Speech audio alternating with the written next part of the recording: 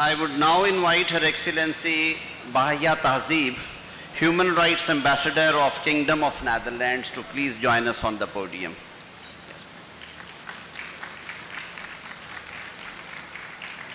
There should be no pause button for human rights, especially because human rights are also closely linked to sustainable development and security. We will not enjoy development without security, and we will not enjoy security without development. Without respect for human rights, neither is possible. A concept close to the heart of the Dutch is freedom. Over the coming year, we will be celebrating the 75th anniversary of our liberation from oppression during the Second World War. The Netherlands is deeply committed to human rights. We have a national action plan for human rights. Human rights play a central role in our Dutch foreign policy, and the Netherlands is keen on working in partnership with relevant stakeholders to champion human rights.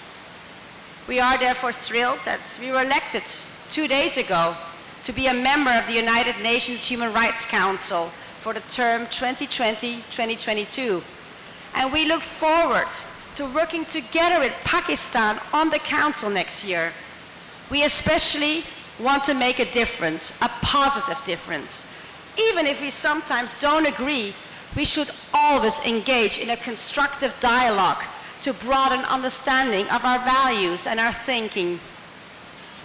You know, the international human rights agenda is broad with a vast array of opportunities for involvement. The Netherlands has identified a few priority areas to make a positive impact in the world. I will very briefly highlight some of our top human rights priorities. Our first priority is to ensure that people across the world can enjoy freedom of religion or belief.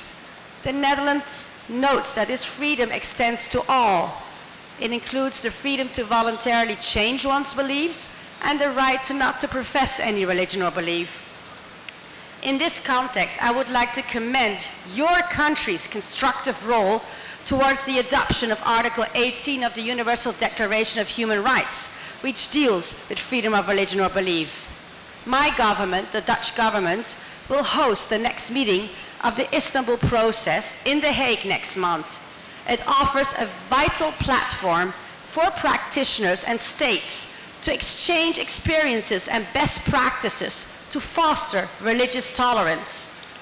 Pakistan, as you may know, was one of the driving forces behind the establishment of the Istanbul process in 1211. So we very much welcome representation from Pakistan at this conference. It would also provide a very special connection with Asma's work as the UN Special Rapporteur on freedom of religion or belief. Our second priority is to defend everyone's right to freedom of expression, online and offline across the globe. Freedom of expression is essential for a vibrant and free society. The Dutch government is therefore concerned about the safety of journalists. It is troubling that female journalists online are especially at risk. We are also worried about large-scale internet shutdowns and shrinking civic space online. When all offline possibilities are exhausted, the World Wide Web and social media can serve as the last safe space for journalists to do their work. Together with UNESCO, we will host next year's World Press Freedom Day conference in The Hague to underscore the importance of independent journalism. Here again, we very much welcome and hope that there will be a good representation from Pakistan to share your experiences. My government's third top priority is to support human rights defenders. They are the voice of the vulnerable and marginalized. It is disturbing that human rights is becoming more and more dangerous. With the support of the Dutch Foreign Ministry, the Dutch organization Justice and Peace initiated the Shelter City program, which provides safe temporary havens in which defenders can recuperate and plan their future goals before returning home stronger. This is so important as we need courageous people in all corners of the world to continue to defend human rights, like Asma Jahangir did during her lifetime. Slowly moving towards the end, our next priority Our government is adamant that everyone should have equal rights, irrespective of who they are. We believe that a society can only come to its full potential when it is inclusive. Therefore, the Netherlands strongly advocates for equal rights at the United Nations and throughout the world. Also, we support a number of programs around the world to advance people's equal rights. For instance, in Pakistan, the Dutch embassy facilitated female workers in factories and shops to successfully negotiate their working conditions with their employers. Our last top priority is to strengthen accountability and combat impunity. The Netherlands believes that when human rights violations are committed, we need to respond.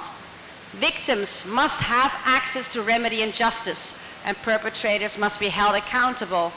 Human rights are for everyone, period.